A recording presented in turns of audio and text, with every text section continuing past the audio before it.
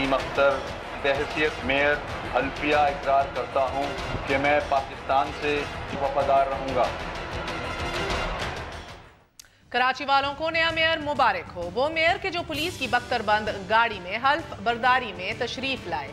नाजरीन, हल्फ लिया और वापस जेल रवाना हो गए। 24 मिलियन आबादी, 18 टाउन्स और 178 यूनियंस और दुनिया के 8वें बड़े शहर को वसीम अख्तर सलाखों के पीछे से अब चलाएंगे। कराची राउंड द क्लॉक काम करने वाले मेयर का मुंतजिर था, मगर हवालात से 24 घंटे यूनियन काउंसिल्स, यूनियन नाज़मीन और डिप्टी मेयर से राब्ते में रहना कैसे मुमकिन होगा? ये बुनियादी सवाल उनकी मौजूदगी, अहकामात और फैसलों से मुतल्लिक है। कराची शहर भी खुद सोचिए किस्मत का धनी है। कराची के साथ पहला मजाक गली कूचों के मसाइल हल करने वाले मेयर के हाथ बांधकर सूबाई हुकूमत ने किया। इसके 34% इख्तियार की कटौती करके 14% तक कर दी। 5 सालों में 3 full fledge local body acts और दर्जन से ज्यादा तरमीम लोकल गवर्नमेंट सिस्टम में करके मकामी नुमाइंदों के इख्तियार के तमाम खाते ही बंद कर दिए। सिंध हुकूमत ने कचरे को ठिकाने लगाने और रिसाइकल करने के लिए सॉलिड वेस्ट मैनेजमेंट इदारा कायम कर दिया है कि जो सूबे की हुकूमत के मातहत है।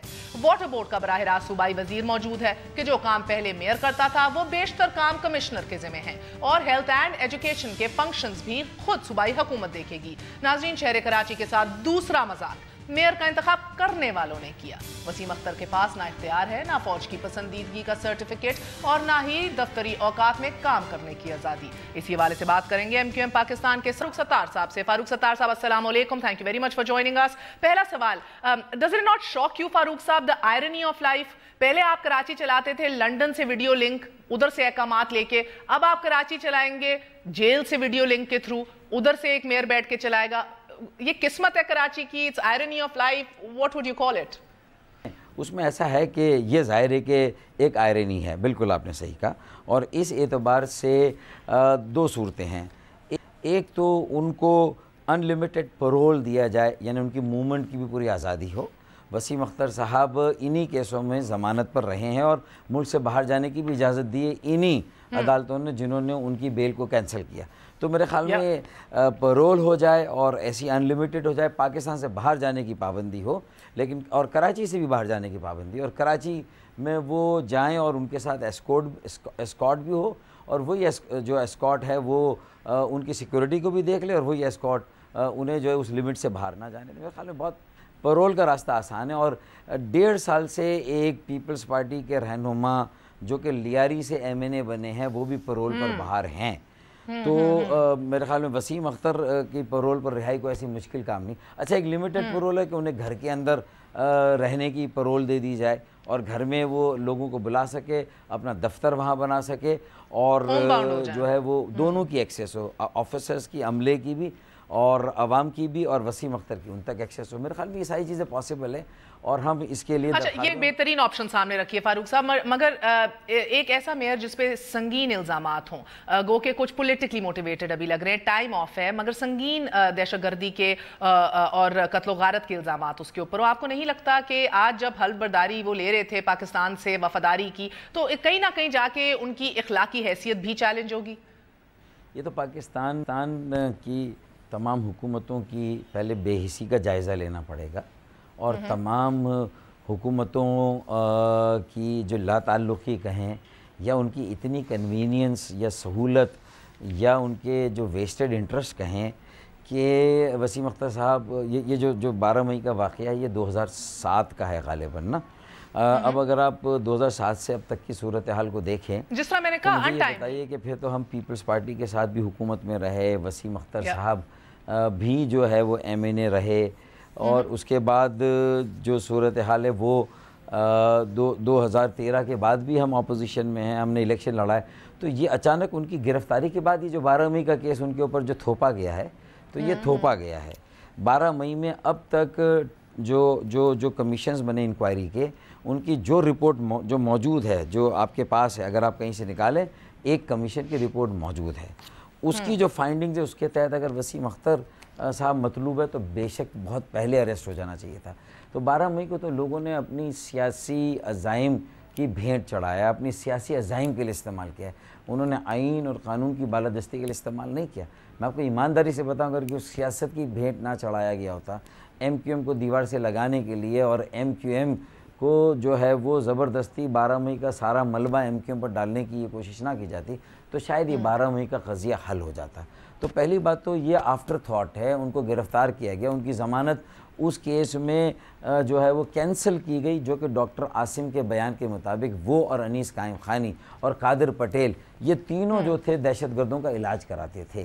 اب عاصم کے اوپر سب سے پہلے تو یہ کیس چلے, آگے بڑھے اور اس میں استغاثہ اپنا کیس پیش کرے, گواہان آئے, تو پھر جا کے کہیں وسیم اختر پر بھی بات آئے گی کہ عاصم اب کورٹ کے سامنے کیا بیان دیتے ہیں, کراس ایگزامینیشن میں کیا کہتے ہیں. تو یہ تو ضمنی ہے, اصل تو ڈاکٹر بیچارے عاصم ہیں, اور ڈاکٹر عاصم بھی کتنے ہوں گے وہ بھی عاصم. تو اس کا مطلب ہے کہ یہ ساری چیزیں انہیں منظر عام سے دور رکھنے, شاید یہ ناپسندیدگی ہو یا اس کی جو بھی وجوہات, یہ سیاسی ایجنڈا ہے اس میں قطعی. اب آپ نے میرے منہ کی بات نکال لی فاروق صاحب, ناپسندیدگی ہو یہ شاید نہیں ہے, یہ آپ بھی جانتے ہیں, یہ میں بھی جانتی ہوں, ناپسندیدگی ہی ہے. ایک بڑا ایسپیکٹ اس کا ناپسندیدگی کے حوالے سے. مجھے بتائیے گا سر کہ وسیم اختری کیوں, جماعت میں کوئی اور بیڑا نہیں اٹھا سکتا تھا خدمت کا؟ And I ask this because پسندیدگی کے کامنٹ کے حوالے سے سر جن کوارٹرز نے آپ کو پیغام بھیجنے تھے وہ بھیجے, establishment did not approve of Waseem Akhtar, so why were you adamant? دیکھیں ڈاکٹر عاصم کے علاوہ دیگر جتنے مقدمات ہیں سہولت کاری کے, اس میں تو اگر وسیم اختر ہے تو پھر میرا نام بھی ہے.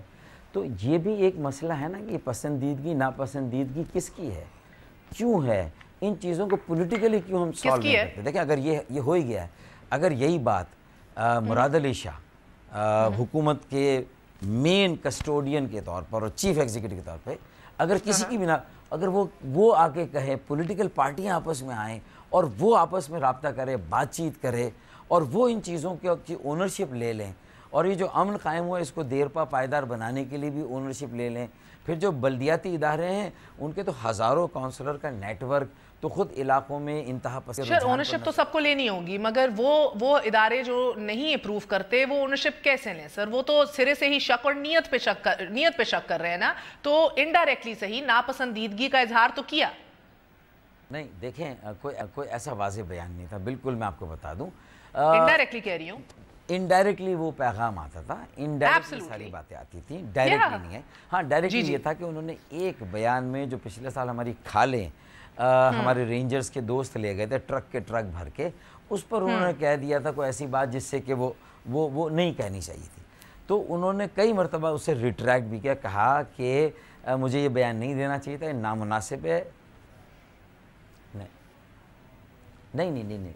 اچھا مجھے یہ بتائیے کہ یہ آئین اور قانون میں کسی کے لیے قابل قبول یا ناقابل قبول ہونا اور اسٹیبلشمنٹ کی اپنی ساکھ کو آپ داؤ پہ لگا رہی ہیں یہ سوال کر کے کہ اس کا مطلب اگر کوئی ناپسند ہو جائے. میں سوال کر کے نہیں سر, آپ تو حامی بھر چکے ہیں میری سوال کی, آپ کہہ چکے ہیں انڈائریکٹلی پیغام بھیجیں. مینڈیٹ سے متصادم ہو, اگر وجہ مینڈیٹ سے متصادم ہے, الیکٹوریٹ سے متصادم ہے, پاکستان کے کسی فوجداری قانون میں اس کو کنوکشن یا سزا ہو گئی ہے, یا پاکستان کے آئین کے آرٹیکل 62-63 کی کسی اس سے وہ ہٹ ہو گیا ہے تو ٹھیک ہے. لیکن اگر یہ پسند ناپسند اس طرح ہونے لگی تو پھر اس کا مطلب ہے کہ پھر یہ سارے جو جمہوری ادارے ہیں وہ بے وقت ہو جائیں گے, بے حیثیت ہو جائے گے. ہمیں ہمارے ملک کی ہے, ہماری اونرشپ اس میں بھی ہے, اور ریاستی اداروں کی بھی ایک ساکھ ہے, اس کو بھی ہم داؤ پر نہیں لگانا چاہتے. یہی مسائل ہمارے زیادہ کمیونیکیشن انٹریکشن سے یہ ساری چیزیں حل ہو سکتی ہے. ہم نے کوشش کی تھی کہ وسیم اختر کا ایک ایسا سادہ سب معافی نامہ بھی بھیجے, لیکن وہ قابل قبول نہیں ہوا تھا. حالانکہ میں اگر ہوتا تو میں کہتا کہ یار مٹی پاؤ, آگے بڑھو, لوگوں نے بھی ووٹ دیا, کوئی ایسا جرم نہیں ہے, اگر کوئی بات کہہ دی ہے معافی مانگ لی, کہہ دیا کہ غلط ہوا, آپ کے سامنے آ کے غلط کہہ دیں گے, ٹی وی پہ آ کے غلط کہہ دیں گے. لیکن وسیم اختر پہ کیس بھی ہوا ہے, وہ کورٹ میں معافی مانگنے کی بات تھی, تو ابھی کورٹ میں تو معاملہ آگے بڑھا نہیں. لیکن میرے خیال میں اب دیکھیں اب یہ ڈسٹ سیٹل ہو رہی ہے, ہو گئی ہے. وسیم اختر کو کام کرنے کی سہولت ملنی چاہیے, موقع ملنا چاہیے. ارشد وورا سے ان کا ایک رابطہ ہونا چاہیے. ارشد وورا جب تک وہ فزیکلی پریکٹیکلی بہت ایکٹیو اور فنکشنل میئر نہیں ہوں گے وسیم اختر, ارشد وورا چلائیں گے کراچی کو, ظاہر ہے جب تک ایسا نہیں. لیکن وسیم اختر کو بھی اس کو جو ڈیو ہے اسے ملنا چاہیے, اور اسے عوام تک رسائی ملنی چاہیے. عوام نے اس کو منتخب کیا ہے, منتخب کونسل نے اس کو منتخب کیا ہے. تو میرے خیال میں اس پر سنجیدگی سے سوچ کے ایک راستہ. اچھا سر مسئلہ یہ ہے فاروق ستار صاحب, آپ نے کہا نا اگر میں ہوتا تو میں کہتا مٹی پاؤ, یہ مسئلہ یہی ہے نا, وہ آپ نے بھی مٹی جب ڈالی ہے, اپنے قائد کو خدافظ کہا ہے, ٹاٹا بائی بائی کا, بڑی دیر کر دی سر. تو اب آپ کی کال نہیں ہے مٹی پانے کی, انفارچونیٹلی اس ریاست میں جس طرح کام چل رہا ہے, اٹس انفارچونیٹ. مجھے یہ بتائیے کہ اب یہ کراچی کے ساتھ کس طرح کا مذاق ہے سر, کہ فائنلی ایک والی وارث بھی ملا ہے, تو وہ بھی اختیار کے بغیر, اور ساتھ دور دور تک بیل بھی دکھائی نہیں دے رہی. دیکھیں یہ ڈائلیما ہے کہ میئر ملا ہے 7 سال کے بعد, وہ بھی اس کی آزادی اس کے اختیار میں نہیں ہے, اور وہ پابند سلاسل ہے. بہت صحیح بات کی, وہ آزاد ہوگا تو ظاہر اپنے اختیارات و وسائل کی بات کرے گا, لیکن اس کی ایبسنس میں نے کہا نا کہ ایکٹنگ میئر جو سندھ لوکل گورنمنٹ ایکٹ ہے 2013 بھی, اس میں ایکٹنگ میئر جو ہے وہ ڈیپوٹی میئر ہوتا ہے. تو ڈیپوٹی میئر ظاہر ہے کہ وہ اس ویفل سر, مگر فاروق صاحب میں آج دیکھ رہی تھی, آج بورا نے بھی اور اختر صاحب نے بھی کہا کراچی کی بہتری کے لیے کام کریں گے. کیا کریں گے کراچی کی بہتری کے لیے سر؟ ہاتھ تو بندے ہوئے ہیں, آپ تو برائے نام میئر ہیں اور ڈیپوٹی میئر ہیں سر. آپ دیکھ رہے ہیں کہ نا ویسٹ مینجمنٹ بورڈ بنا دیا گیا ہے, اب پلاننگ اور کنٹرول کے بھی جو کے ایم سی کے پاس اختیارات تھے وہ بھی لے لیے گئے ہیں, ایجوکیشن اور ہیلتھ بھی اس کی اتھارٹیز بنا دی گئی ہیں. آئی مین آئی کڈ گو on and on. Nai funds ہیں.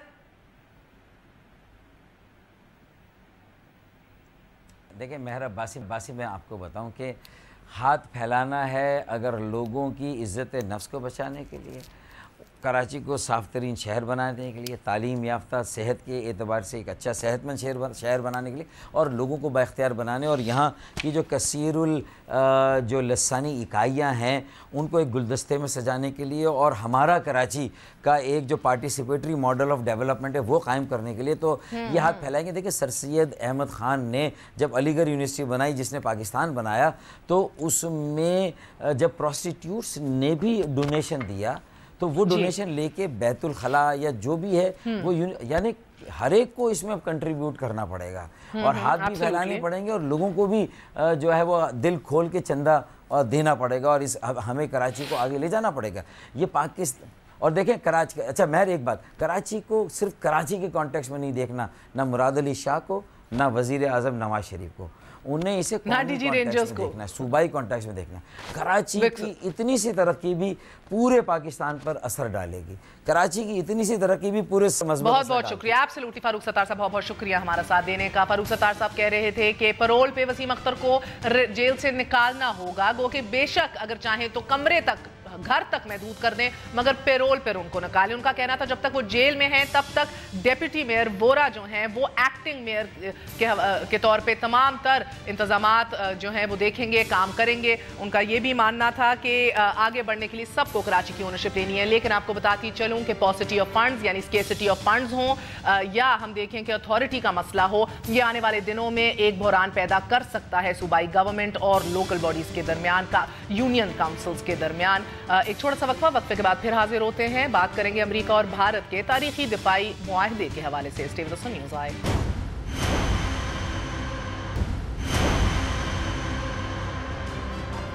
Welcome once again to news eye. ناظرین, امریکہ اور بھارت نے تاریخی دفاعی معاہدے پر دستخط کر دیے ہیں. معاہدے کے تحت امریکہ اور بھارت ایک دوسرے کے فوجی اڈے استعمال کر سکیں گے. دونوں ممالک کو فوجی ساز و سامان کی مرمت فراہمی اور ایندھن بھرنے کی اجازت بھی ہوگی.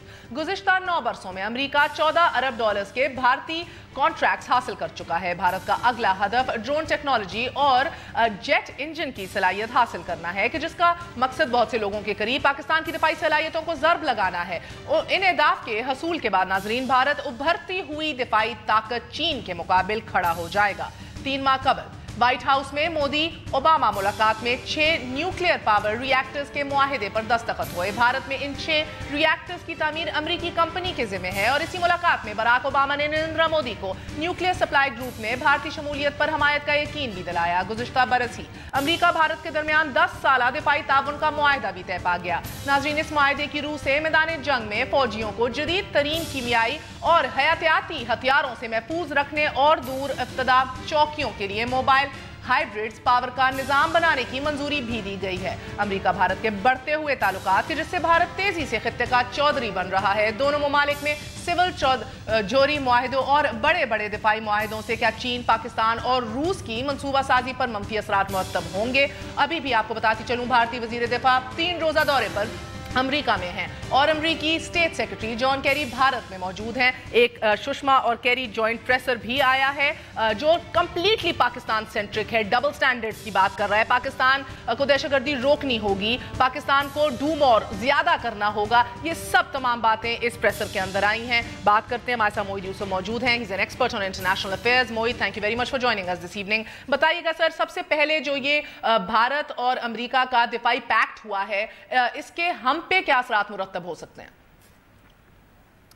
देखिए मैं पहली बात तो ये कि बराह रास्त तो उस तरह असर नहीं होगा इसका, क्योंकि इसका ताल्लुक है साउथ चाइना सी से, ईस्ट एशिया में। वहाँ पर अब अमेरिका और चीन की जो कशीदगी है वो एक नए लेवल पे पहुंच गई है और उसमें ये फैसिलिटेट करेगा अमेरिका को। और ये पहली दफ़ा है कि भारत ने बड़े वाज़े तौर पे एशिया की पॉलिटिक्स में अमेरिका के कैंप में शमूलियत इख्तियार की है और उससे रूस और हिंदुस्तान के ताल्लुकात में कुछ तनाव भी आएगा। हमारे लिए जो इसमें अहम बात पाकिस्तान के लिए वो ये देखना है कि जो बुनियादी तौर पर चीन और पाकिस्तान की एक अलायंस है, उसमें ईस्ट एशिया में अब चीन और अमेरिका बिल्कुल एक दूसरे के हरीफ बन गए हैं। तो उसमें पाकिस्तान का ब्रॉडर पर्सपेक्टिव में जैसे जैसे हिंदुस्तान और अमेरिका के ताल्लुकात बढ़ रहे हैं, ख़ास तौर पे दिफाई उमूर में, तो बहरहाल पाकिस्तान को एक तशवीश तो होगी। लेकिन बराह रास्त इस डिसीजन का ऐसा मामला नहीं है कि इस एग्रीमेंट से अमेरिकी फौजें जो हैं या सो इट्स बेसिकली अलायंसेस जो इस खित्ते में बढ़ती चली जा रही हैं। और मैं चाहूंगी अवाम ये बात समझे, क्योंकि हमारे कुछ ऐसे नुमाइंदे भी हैं कि जो ये ट्वीट कर रहे हैं और ये अफवाह फैला रहे हैं कि अब बिकॉज नेचुरली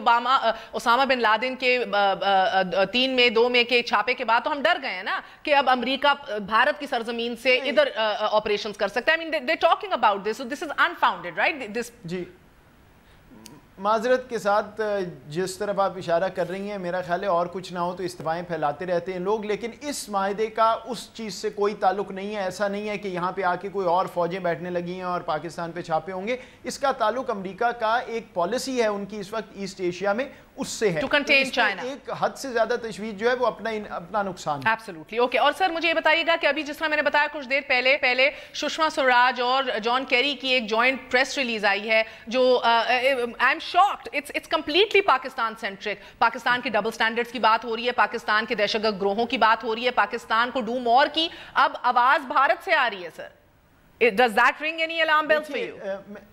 मैं देखिए ये है जो ज़्यादा अहमियत वाली बात है और इसको समझना ज़रूरी है। मुझे अब वाशिंगटन में एक सोच नज़र आ रही है और ये उस सोच की अक्कासी कर रहा है प्रेसर, जिसमें पाकिस्तान की तरफ यही रुझान है कि अफ़गानिस्तान में जो पाकिस्तान से ताल्लुक़ था उससे जो चाहिए था वो नहीं मिला, दहशत गर्दी का मामला है। तो ये जो लैंग्वेज यूज़ हो रही है, मेरे नज़दीक इस वक्त वाशिंगटन से भी पाकिस्तान का जो तासुर है वाशिंगटन में वो इससे कुछ ज़्यादा हट के नहीं है बदकिस्मती से। और ये बात हमें समझना होगी क्योंकि एक सुपर पावर आखिर आपने उनके साथ काम भी करना है, वो खित्ते में भी मौजूद हैं, तो कोई ना कोई इसमें आपको थोड़ा सा रास्ता निकालना है अमेरिका के साथ, वरना बिल्कुल ही जब अगर रुझान उनका हिंदुस्तान की तरफ हो गया तो उसमें तो पाकिस्तान का ही नुकसान है। बहुत बहुत शुक्रिया। हमारे साथ मोहित यूसुफ मौजूद थे, एक्सपर्ट इंटरनेशनल अफेयर्स के। कह रहे वाज़े अलायंसेज इस खित्ते में सामने आ रही हैं। अगर पाकिस्तान और चाइना एक तरफ है तो दूसरी जानिब भारत और अमेरिका वाज़े अलायंसेज क्रिएट कर रहे हैं। लेकिन जो नया दिफाई पैक्ट हुआ है इस हवाले से बराह रास्त पाकिस्तान को कोई खतरा बहरहाल लाहक नहीं होगा। मगर जो ये जॉइंट प्रेसर आई है सुषमा स्वराज और जॉन केरी की, which is completely Pakistan centric, जो बिल्कुल भरमी का इजहार हो रहा है पाकिस्तान पे, पाकिस्तान को डबल स्टैंडर्ड्स का एक्यूज किया जा रहा है। लश्कर तैयबा समेत दीगर इधर दहशतगर्द ग्रोहों का नाम लेके एक्यूज किया जा रहा है Pakistan for not doing enough. That is the real concern according to Mohit Yusuf. A very short break, we gonna come back और बताएंगे आपको कि रजिस्ट्रार ऑफिस ने पनामा लीक्स पर तहरीक इंसाफ की दरख्वास्त किस एतराज के साथ वापस की है।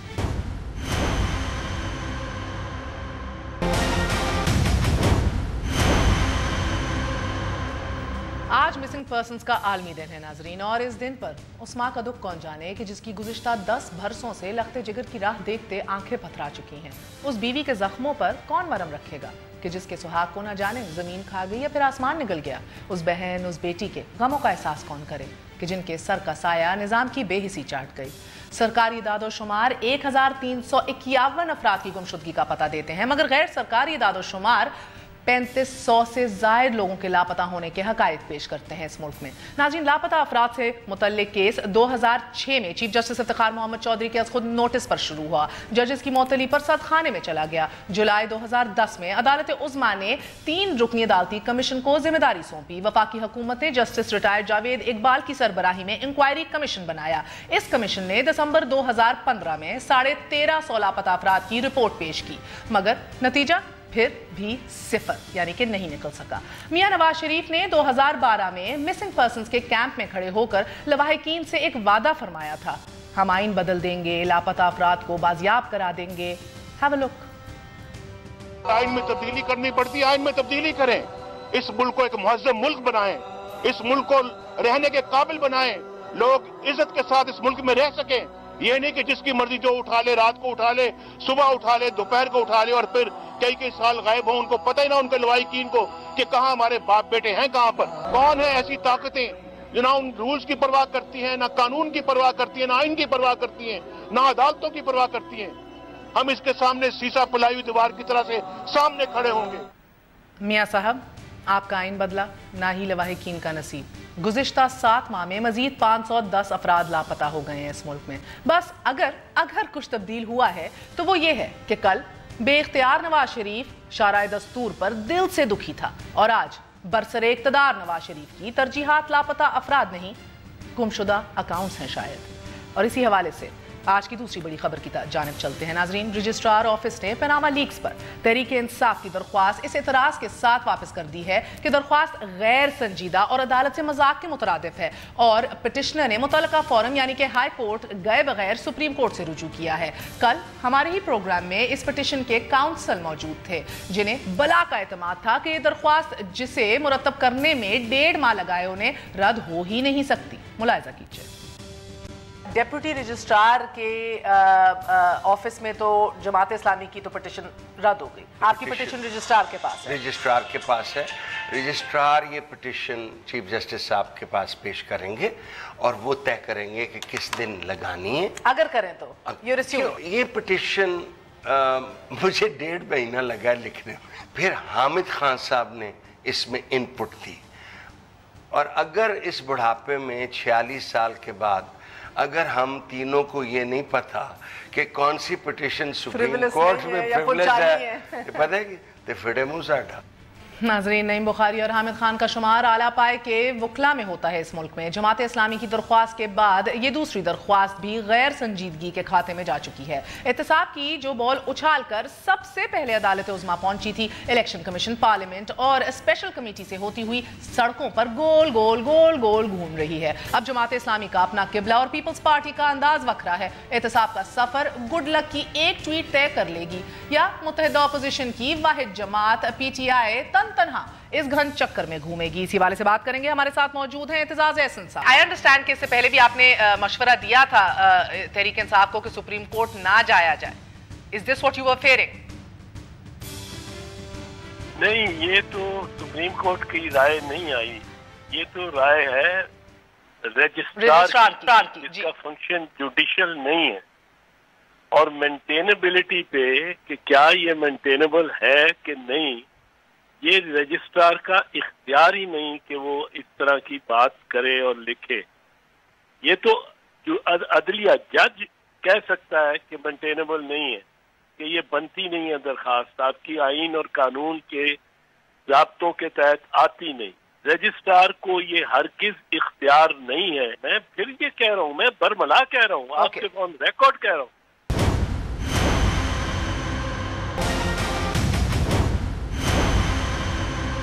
नाज़रीन, आज की एक और अहम खबर की जानिब चलते हैं।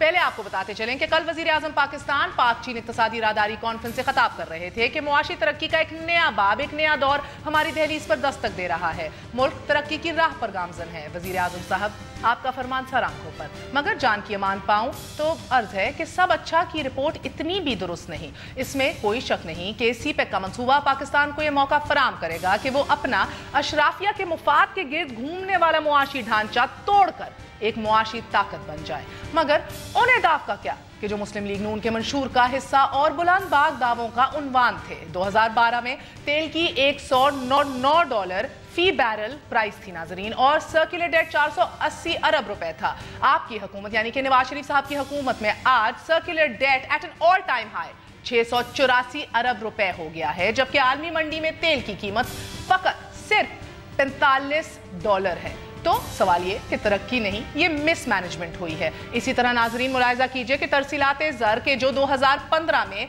$1.66 बिलियन था, जुलाई 2016 में कम होकर $1.3 बिलियन रह गया है। बरतानिया से आने वाले तरसीलात ज़र 38% और अमेरिका से आने वाली तरसीलात ज़र में 34% कमी आई है। फिर सवाल तो पूछेंगे कि हम कि कैसे कहा जा सकता है कि मुल्क अब तरक्की की तरफ दौड़ रहा है। मजीद मुलाहिजा कीजिए कि 2013 में हमारे मुल्क की बरामदात $2.1 अरब थी, कि जो जुलाई 2016 यानी कि इस साल $1.5 अरब रिकॉर्ड की गई है, यानी कि मुल्क की बरामदात एक्सपोर्ट्स में 30% कमी आई है।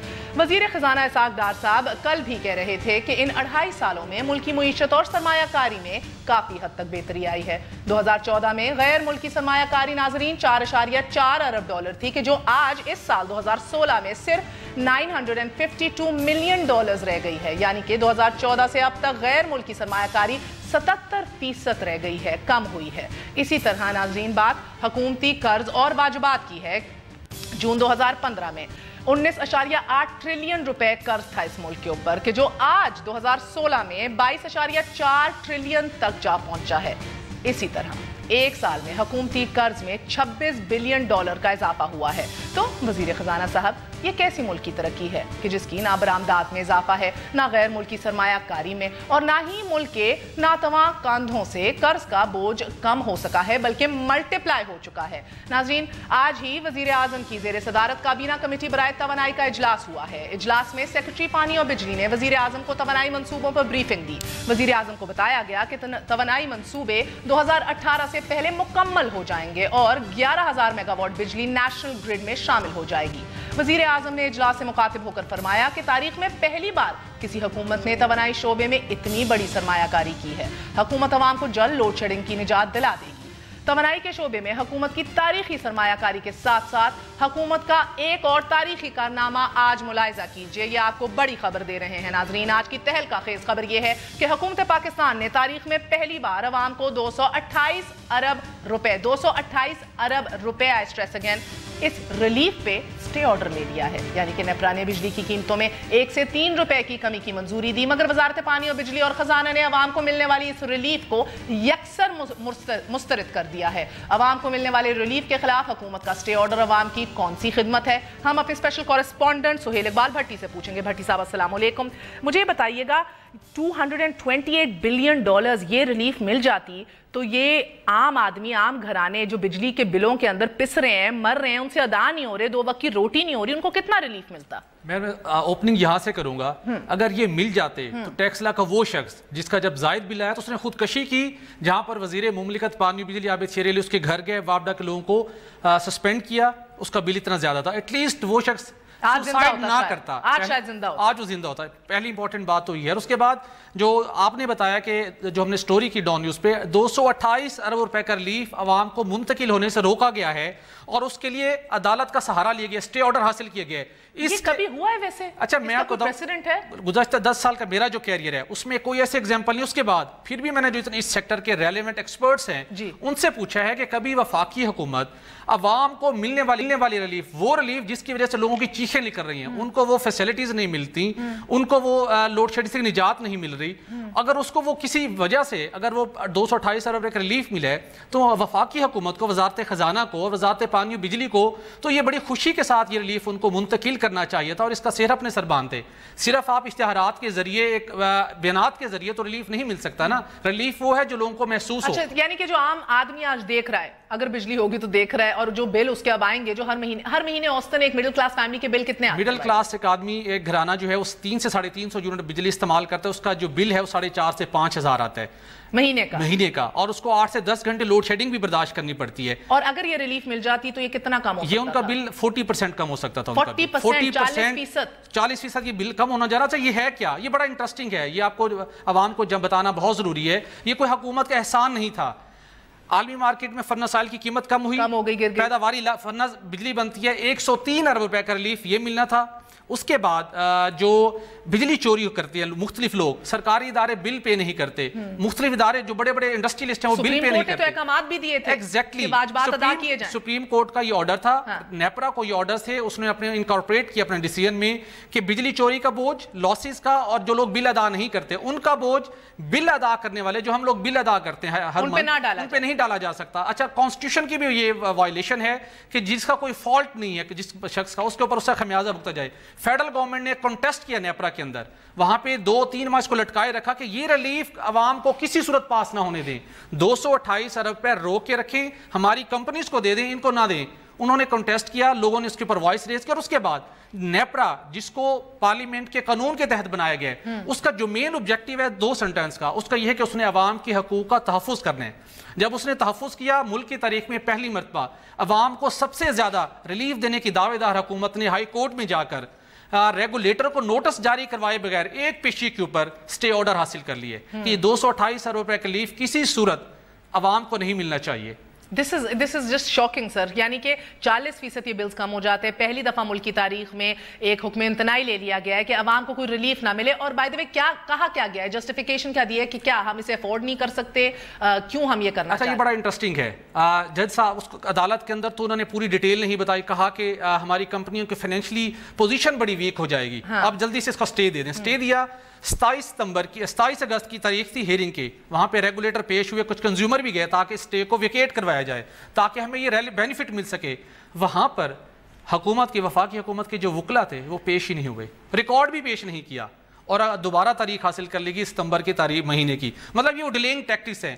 اس فیصلے کے بعد جس کو ہم ڈسکس کریں, مجھے ایک اور تعجب ہوا, یعنی کہ سرے سے مس مینجمنٹ ہے حکومت وقت کی, بیڈ گورننس ہے حکومت وقت کی, جس کو جب کریکٹ کرنے کی کوشش کی جا رہی ہے, اور ہم دیکھ رہے ہیں کہ قیمتیں بھی عالمی منڈی میں کم ہوئی ہیں, تو بس یہ ریلیف آگے پاس آن نہیں کیا جا رہا.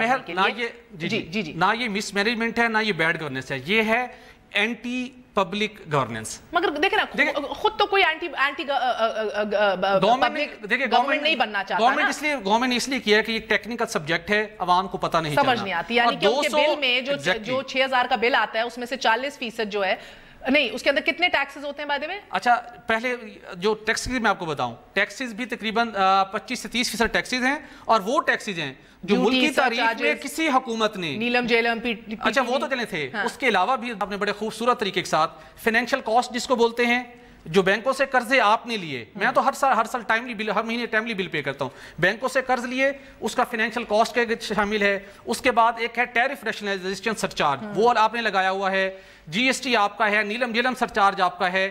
یہ وہ جتنے ٹیکسز اس وقت بجلی کے بلوں کے اوپر شامل ہیں, ملک کی تاریخ میں کسی حکومت نے عوام کے اوپر ایسے ٹیکسز کبھی عائد نہیں. یعنی کہ یہ روشن پاکستان نہیں ہے, مہنگا پاکستان ہے جو ہم دیکھ رہے ہیں. بہت بہت شکریہ. ہمارے ساتھ سہیل اقبال بھٹی موجود تھے, اسپیشل کورسپونڈنٹ ہیں. آپ کو بتا رہے تھے کہ وہ ریلیف جو آپ کو مل سکتی تھی, جو آپ کو ملنے والی تھی, جس کے احکامات سپریم کورٹ نے دیے تھے, جس حوالے سے نیپرا نے اقدامات کیے تھے, اس کے اوپر حکومت وقت نے سٹے آرڈر لے لیا ہے. آج نہیں, کل نہیں, پرسوں نہیں, نو ٹائم ان دی نیئر فیوچر آپ کے بلوں میں, بجلی کے بلوں میں کمی نہیں واقع ہونے والی ہے. ویری انٹرسٹنگ پوائنٹ, آج جب توانائی کی کمیٹی کی صدارت کی وزیر اعظم نے, تو یہ بیانات اس کے خبر نکلی کہ مارچ تک لوڈ شیڈنگ ختم ہو جائے گی, ایک اور ڈیڈ لائن دی گئی. مگر انٹرسٹنگلی آج کی میٹنگ کا ایجنڈا جو تھا, اس میں تیسرا پوائنٹ یہ تھا کہ آنے والے سال کی گرمیوں کی لوڈ مینجمنٹ کا جو اسکیڈول ہے وہ بتا دیا جائے. یعنی کہ بہت زیادہ متضاد خبریں بھی ہیں, متضاد بریفنگز بھی آ رہی ہیں. There is no clarity in the power sector at all. لیکن آپ کی آج کے لیے اجازت, دعاؤں میں یاد رکھیے گا. گڈ نائٹ, اللہ حافظ.